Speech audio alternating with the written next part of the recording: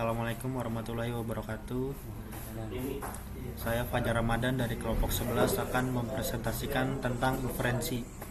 Dan ini berikut kelompoknya: Azam, saya, Fajar Ramadan, dan Rizky.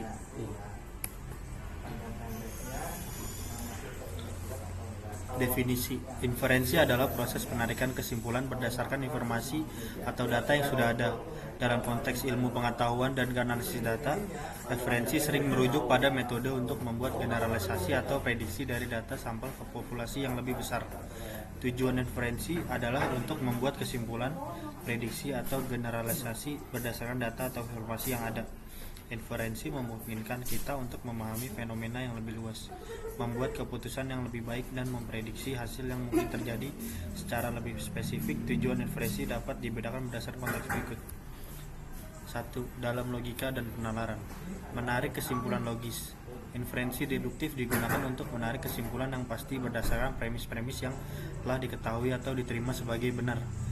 Menguji kebenaran atau konsistensi inferensi. Membantu menguji konsistensi argumen dan memastikan apakah kesimpulan yang diambil logis dan sesuai dengan premis yang diberikan. 2. Dalam statistik. Mengambil kesimpulan tentang populasi. Inferensi statistik memungkinkan kita menarik kesimpulan tentang suatu populasi berdasarkan sampel yang diambil dari populasi tersebut.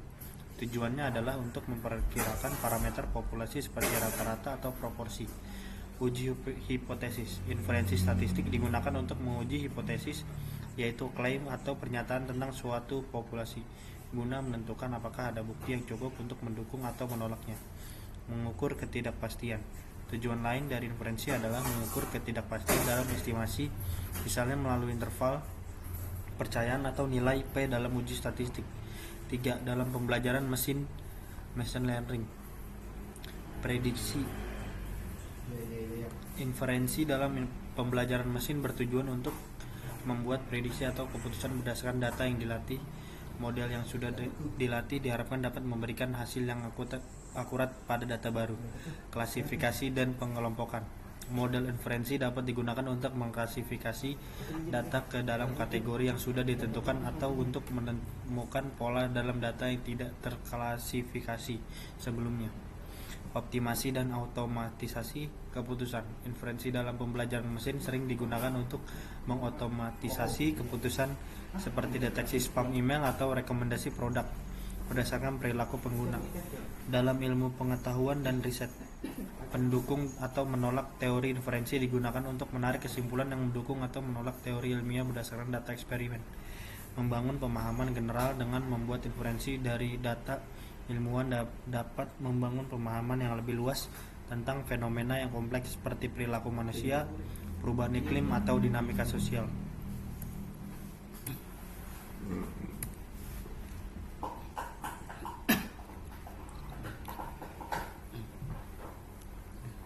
Akan dilanjutkan oleh Rizky. Baik, saya akan lanjutkan. Iya, cara kerja. Untuk cara kerjanya, cara kerja inferensi bergantung pada jenis inferensi yang digunakan, baik dalam logika, statistik, maupun pembelajaran mesin. Berikut adalah penjelasan tentang cara inferensi dalam beberapa konteks utama. Yang pertama yaitu inferensi deduktif. Dalam inferensi deduktif, kesimpulan ditarik secara logis dari premis yang sudah diketahui. Proses ini menggunakan aturan-aturan logika untuk menghasilkan kesimpulan yang pasti. Cara kerjanya, premis, Anda memulai dengan satu atau beberapa pertanyaan yang dianggap benar. Dan aturan logika diterapkan untuk menghubungkan premis-premis tersebut. Dan kesimpulannya, jika semua premis benar atau aturan logika diterapkan dengan benar, maka kesimpulan ditarik juga pasti benar.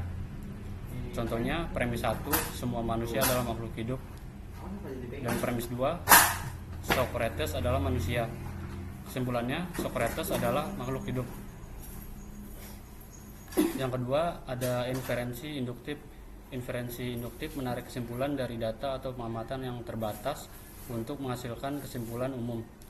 Namun, kesimpulan induktif tidak selalu pasti, melainkan bersifat probabilistik. Untuk cara kerjanya, pengamatan atau data, mengumpulkan data atau melakukan pengamatan. Kemudian ada pola atau generalisasi, yaitu mencari pola